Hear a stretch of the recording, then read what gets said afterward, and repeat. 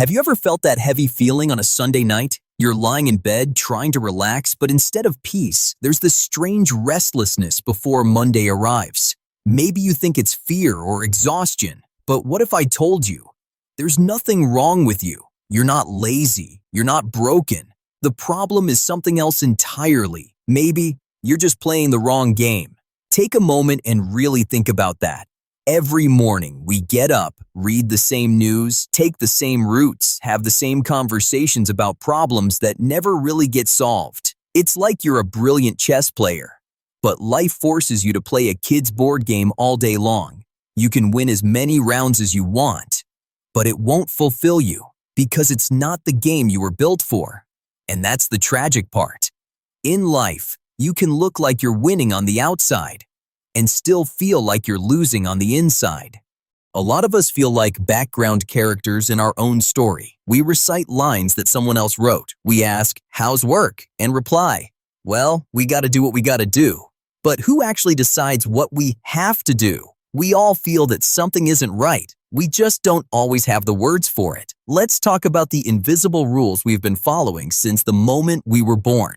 Nobody asked if we wanted to play. We were signed up automatically. There's the education game, where everything is about grades. Then the career game, where you're supposed to constantly climb higher. And the society game, where you're expected to get married or buy a house at a certain age.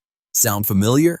Most of these goals aren't even ours. They're more like old family scripts passed down from generation to generation. Your parents lived by them, their parents too. And now you're holding the steering wheel, wondering why the ride doesn't feel right. Maybe your entire career is a theater performance, and you forgot it was just a role. Think about interviews or important meetings. You put on a costume. You say the things the other person wants to hear. Both sides know it's all theater, and yet everyone plays along. And here's where it gets even more interesting. Not only are we playing the wrong game, we're also measuring ourselves with the wrong scoreboard. It used to be salary or the size of your house. Today, for many people, it's status, what others think of you. We check these things obsessively, as if our happiness depends on them. But here's the catch. If you build your life around the wrong metrics that don't measure peace, fulfillment, or warmth, you'll become really good at being unhappy. It's like trying to measure your weight with a thermometer. You get a number, but it tells you nothing about who you are. We all know that successful friend who looks burned out, or the boss who has everything yet struggles to find a reason to get out of bed. By society's rules, they've won. So why do they look so miserable? Because they're playing by someone else's scoreboard. The tricky thing about social comparison is it never ends. Someone with money envies the famous. Someone famous envies the one who lives quietly and morally. It's an endless roundabout where everyone thinks someone else chose the better path. Nobody tells you the secret about these status games. Winning doesn't end the game. It just makes it harder. You got the promotion? Now you have to fight for the next one. You built the house? Your neighbor's is bigger. It's exhausting. And deep down, we all know it.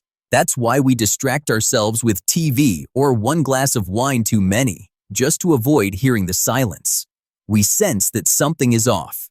There are two ways to look at life. One way focuses on the end, winning, results, goals. The other way is infinite. It's about keeping the game going. Many of us try to win life. We want to master marriage, perfect parenting, finish everything like it's a competition. But you can't win life, just like you can't win a dance or a piece of music. The point of dancing isn't to finish first. The point is the dancing itself. The tragedy happens when we treat our relationships or our life like a contest. If you reach a goal and feel empty instead of happy, it's because you ended something that was never meant to end. So how do you know you're on the wrong path? You know it when Sunday night feels like grief, when your schedule is full but your soul feels empty. When you do things you don't care about, just to impress people you don't care about either. A big sign is when you're jealous of people who have less, but seem happier. Your body often knows before your mind. Chronic fatigue or tension with no medical explanation is often your soul protesting a life that doesn't fit you. We humans are incredible imitators. We often don't want things because we want them, but because everyone else wants them. A new kitchen, a fancy vacation, a certain lifestyle. We copy others and call it happiness. Think about your last big decision. Was it truly your choice? Or was it simply what people your age or in your position usually do? Even quitting everything can turn into a trend. Once you notice that, you start questioning all your desires. Do I want this? Or do I just want approval? Living a life that isn't yours doesn't just cost money or time. It costs you. Every time you say yes when you mean no, a small part of who you are fades. The saddest part is this: the world never gets to see what you're truly capable of. Your real talent, your wisdom, your experience, all of it stays hidden because you're too busy meeting expectations. But here's the good news. Your real game already exists. You don't have to invent it. You just have to rediscover it. It's buried under years of obligations, habits, and fear. Don't ask yourself about your one big passion. That feels too overwhelming. Ask yourself instead, what gives me energy instead of draining it? What makes me lose track of time? What could I talk about for hours? The Japanese call this ikigai, your reason to get up in the morning. You don't find it by overthinking. You find it by trying things, by following your curiosity, even if it seems pointless.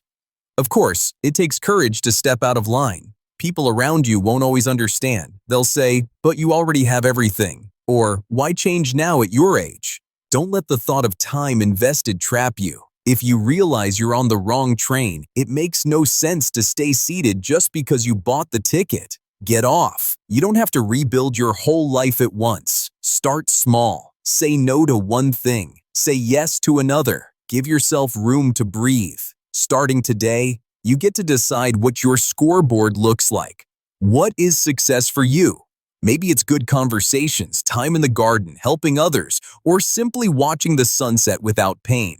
These things won't show up on a resume. They won't impress anyone at reunions, but they will give you peace, and that matters infinitely more. When you stop playing everyone else's game, your outer life might not change much. You'll still wash the dishes. You'll still pay bills. But inside, everything shifts. You're no longer doing things to win. You're doing them because they belong to your life. Life isn't a competition. It's your journey, and it's never too late to change direction. Today can be the first step. If this video helped you, hit that subscribe button. Your one click keeps this journey going and helps us create more powerful content. Subscribe now and stay with us. And if you sometimes feel like no matter how hard you try, you just can't break certain habits, don't worry. In the next video, we'll talk about how to break any addiction and finally become truly free. We'll look at why willpower alone often isn't enough, and how to gently but permanently free yourself from old patterns.